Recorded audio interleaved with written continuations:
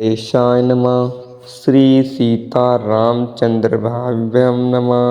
श्री हनुमते नमः। सभी श्रद्धालु भक्तों को जय श्री राम और जय बजरंगबली।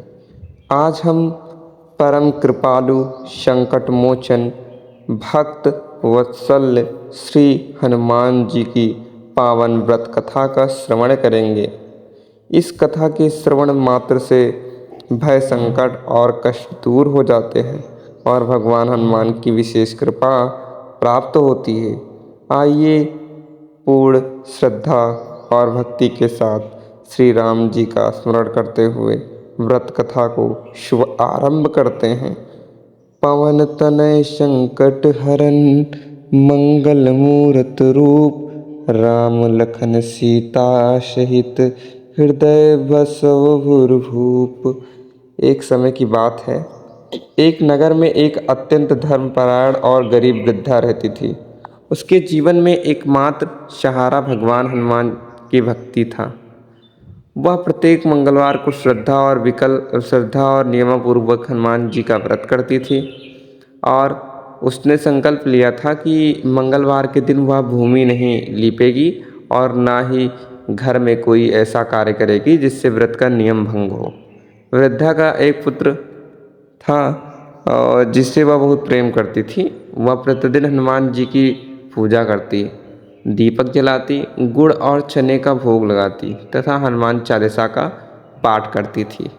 उसकी भक्ति देखकर नगर के लोग भी उसकी प्रशंसा करते थे।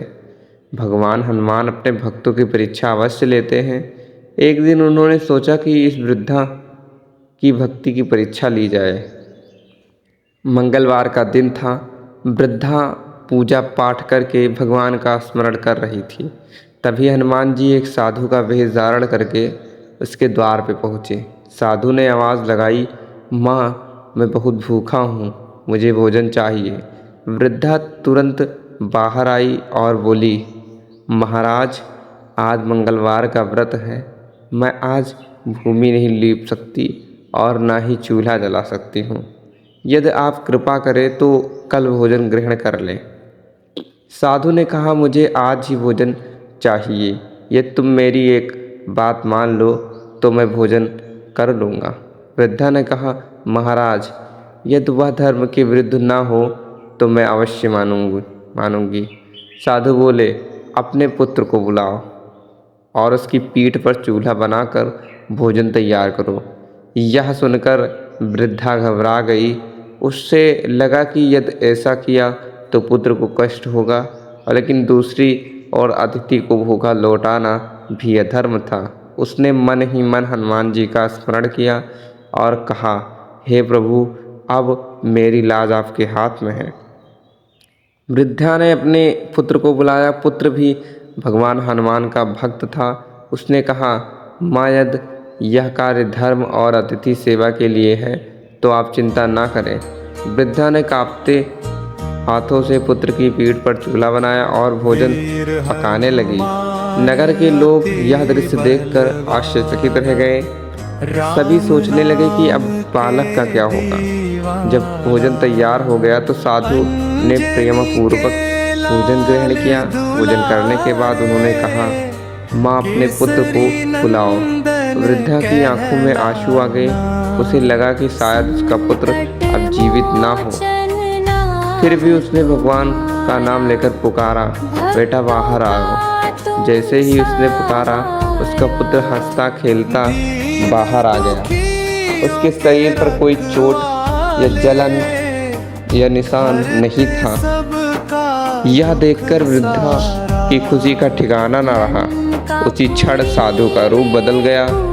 वहाँ तेजस्वी रूप में स्वयं श्री हनुमान जी प्रकट हुए।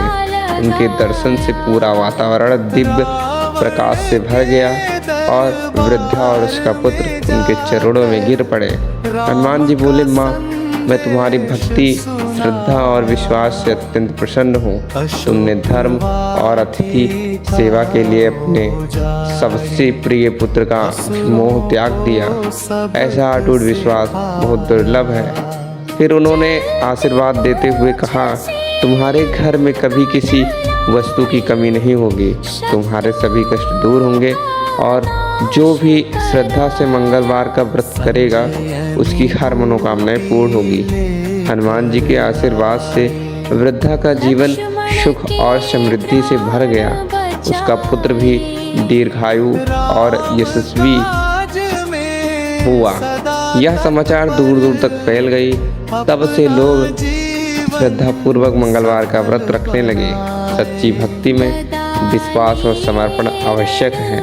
अतिथि सेवा महान धर्म होता है, जैसे कि अतिथि देवो भव, और भगवान अपने भक्तों की परीक्षा लेकर उन्हें महान फल प्रदान करते हैं। संकट के समय भगवान हनुमान अपने भक्तों की रक्षा अवश्य करते हैं। जो भी व्यक्ति श्रद्धा और नियमपूर्वक मंगलवार का व्रत रखता है, हनुमान चालीसा का पाठ करता है और कथा सुनता है और कथा को सुनाता है, उसके जीवन के संकट दूर हो जाते हैं, भय समाप्त हो जाते हैं, शत्रुओं पर विजय प्राप्त होती है तथा सुख समृद्धि की प्राप्ति होती है।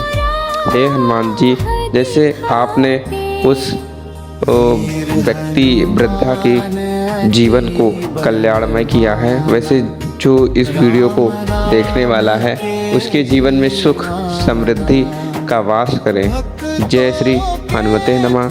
जय श्री राम। जय हनुमान।